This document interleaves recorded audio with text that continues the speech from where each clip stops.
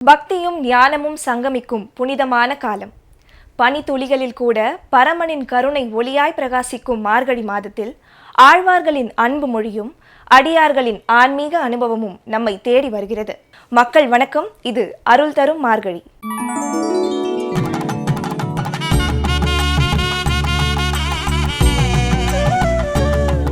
மார்கழி மாதம் இறைவன் குறித்து துதிக்க, இறைவனை மனதார வழிபட என ஒரே நாதமாக ஒலிக்கும் அருள்மிகு மாதம்.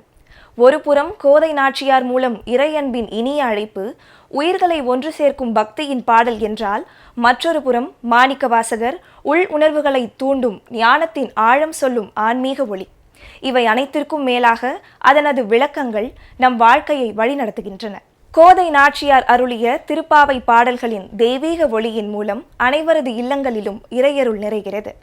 திருப்பாவை என்பது வெறும் பாடல்கள் அல்ல, அது உறங்கி கிடக்கும் உள்ளங்களை எழுப்பும் அழைப்பு. அது வாழ்வை இறைவழியில் நடத்தும் வழிகாட்டி. வாருங்கள், கோதை நாச்சியாரின் பாடலில் திளைத்து வருவோம்.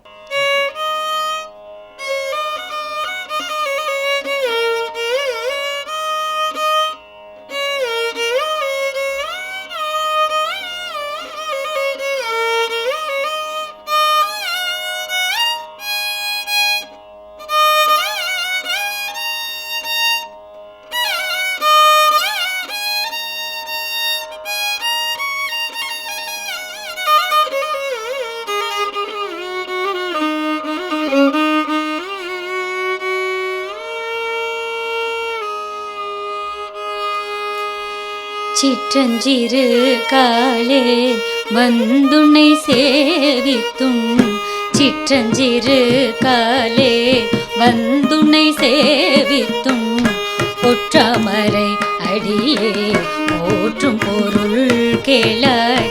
சிற்றஞ்சிறு காலே வந்துன்னை சேவித்தும், ஒற்றாமரை அடியே போற்றும் பொருள் கேளாய். பெற்றம்மை துண்ணும் குலத்தில் பிறந்து, பெற்றம்மை துண்ணும் குலத்தில் பிறந்து, நீ குற்றேவள் எங்களை கொள்ளாமல் போகாது. இற்றை பறை கொள்வான் அன்று காண் கோவிந்தா, இற்றை பறை கொள்வான் அன்று காண் கோவிந்தா. எற்றைக்கும் ஏலே பிறவிக்கும் முன் தன்னோடு முற்றோமேயாவோம், உனக்கே நாமார் கொள்வோம். முற்றோமேயாவோம், உனக்கே நாமார் கொள்வோம்.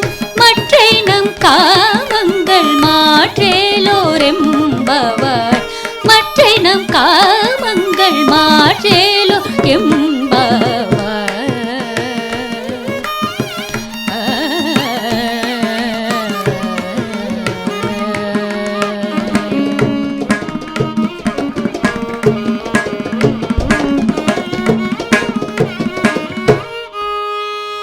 தற்போது நாம் கேட்க இருப்பது திருப்பாவை பாடலுக்கான விளக்க உரை. இது மனித மனதை உறக்கத்திலிருந்து விழிப்பிற்கு அழைக்கும் ஆன்மீக உரையாடல். கோதை நாச்சியார் பாடிய ஒவ்வொரு பாசுரமும் இறைவனை அடைய வேண்டிய பாதையை அடையாளங்களுடன் காட்டும் ஒரு வழிகாட்டி நூல். இந்த பாடல்களில் பக்தியையும் தாண்டி ஒழுக்கம் உள்ளது, ஒற்றுமை உள்ளது, தன்னலமற்ற சேவை உள்ளது, உள்மாற்றத்தை நோக்கி அழைக்கும் வாழ்வியல் சிந்தனை உள்ளது. திருப்பாவையின் விளக்கம் என்பதே வெறும் சொற்பொருள் அல்ல, அது அந்த பாசுரம் நம்மிடம் என்ன கேட்கிறது என்பதை கண்டறிதல். அது நாம் வாழும் வாழ்க்கையில் அந்த செய்தியை எங்கே எப்படி பொருத்துவது என்பதை புரிந்து கொள்வது. காலம் மாறினாலும் மனித மனதின் அடிப்படை தேடல்கள் மாறவில்லை. அதனால்தான் 1000 ஆண்டுகள் கடந்தும் திருப்பாவையின் கருத்துக்கள் இன்றைய மனித வாழ்க்கையுடனும் அழகாக இணைகின்றன. இந்த நிகழ்ச்சியில் திருப்பாவை பாசுரங்கள் பழைய விளக்கங்களில் சிக்காமல் இன்றைய மனநிலைக்கு ஏற்ப தெளிவாகவும் எளிமையாகவும் ஆழமான அர்த்தத்தோடும் விளக்கப்படுகின்றன. பாசுரம் கேட்பதற்காக மட்டுமல்ல, புரிந்து கொள்ள, உள்ளத்தில் ஏற்க, வாழ்க்கையில் நடைமுறைப்படுத்த அந்த ஆன்மீக பயணத்திற்கே இந்த திருப்பாவை விளக்கங்கள். வாருங்கள், ஆன்மீக சொற்பொழிவாளர் விவரிக்கும் விளக்கங்களை கேட்டு வருவோம்.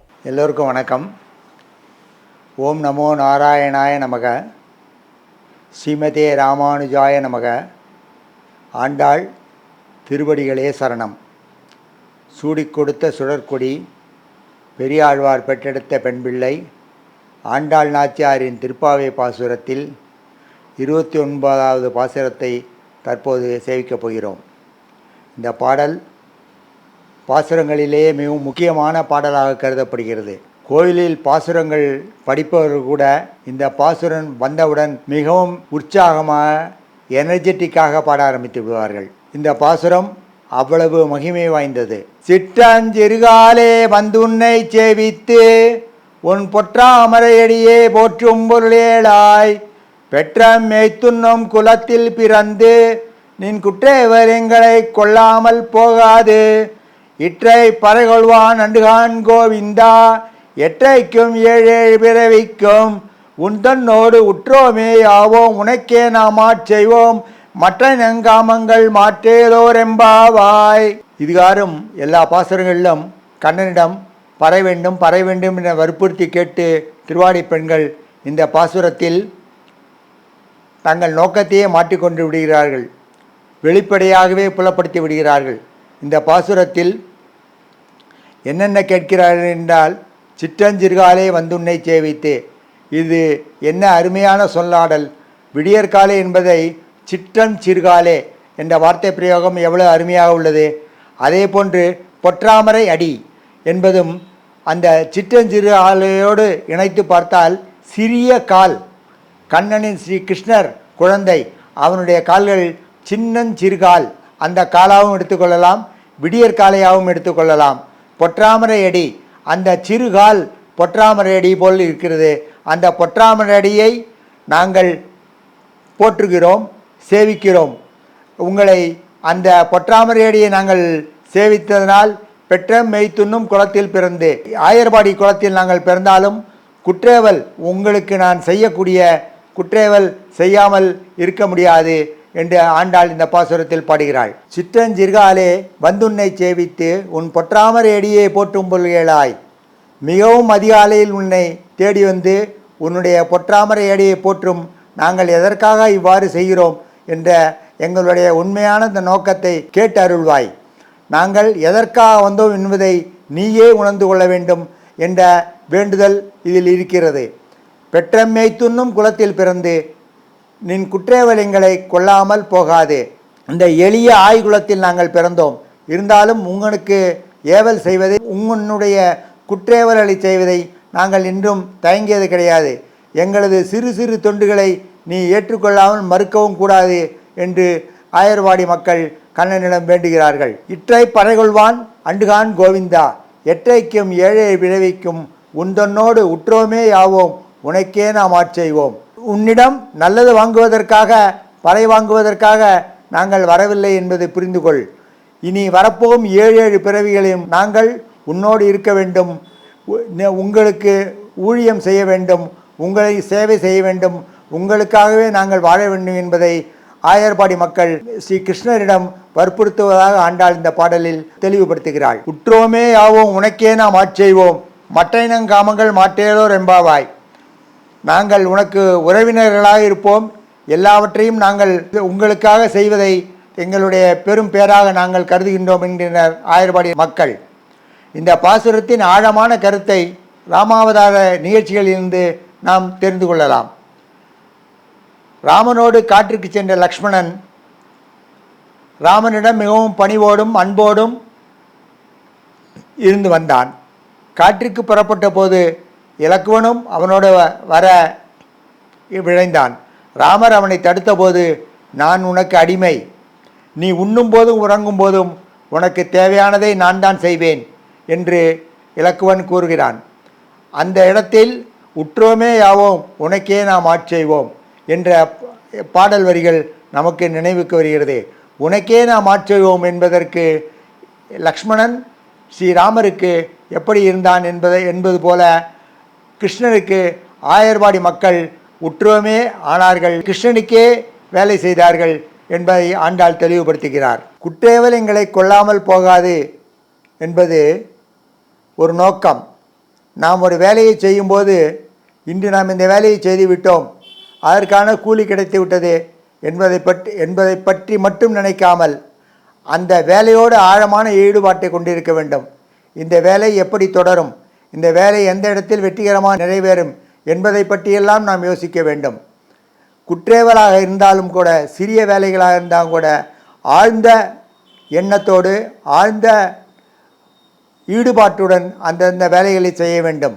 ஒரு நல்ல உறவோ அல்லது வேலையோ கிடைத்தால் தற்காலிக லாபத்திற்கு பயன்படுத்தாமல் நீண்டகால அர்ப்பணிப்போடு, லாங் டேர்ம் பெனிஃபிட்னு சொல்லுவாங்க, அது மாதிரி அந்த வேலையில் ஈடுபட வேண்டும்.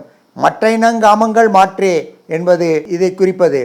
நம் இலக்கிலிருந்து நம்மை மாற்றிக்கொள்ளக்கூடாது. நம் இலக்கிலிருந்து நம்மை திசை திருப்பும் கவனச்சிதறல்களை விட்டுவிட்டு அகற்றிவிட்டு முக்கியமான ஒன்றில் மட்டும் கவனத்தை செலுத்த வேண்டும் என்பது மற்ற இனங்காமங்கள் மாற்றியல்பாவாய். மற்ற வேலைகள் எங்களை மாற்றாது. உனக்கு பணி செய்வதே எங்களது வேலை, மற்ற இனங்காமங்கள் மாற்றாது என்பது இதை குறிக்கிறது. நாம் எந்த வேலையை செய்கிறோமோ அந்த வேலையை முழுவதும் கண்ணும் கருத்துமாக செய்ய வேண்டும் என்பதை ஆண்டாள் இந்த பாடலின் மூலம் நமக்கு தெளிவுபடுத்துவதாக எடுத்துக்கொள்வோம்.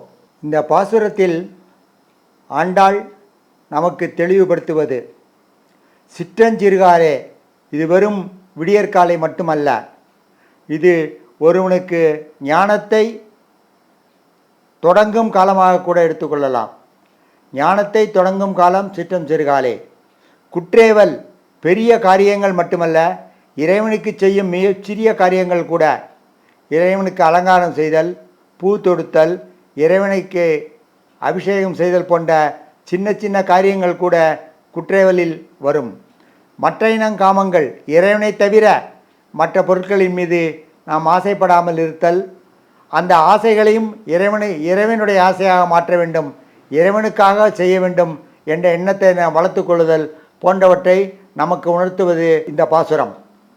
இந்த பாசுரத்தில் ஆண்டாள் பலவிதத்தில் இற்றைக்கும் ஏழை பிறவிக்கும் உன்னோடு இருக்க வேண்டும், எல்லாவற்றையும் நாங்களே செய்ய வேண்டும், உன்னோடு பணிவாக இருக்க வேண்டும் என்பது குறித்தெல்லாம் பலவிதமாக பகவான் ஸ்ரீ கிருஷ்ணரை பற்றி இந்த பாசுரத்தில் ஆண்டாள் பாடுகிறாள்.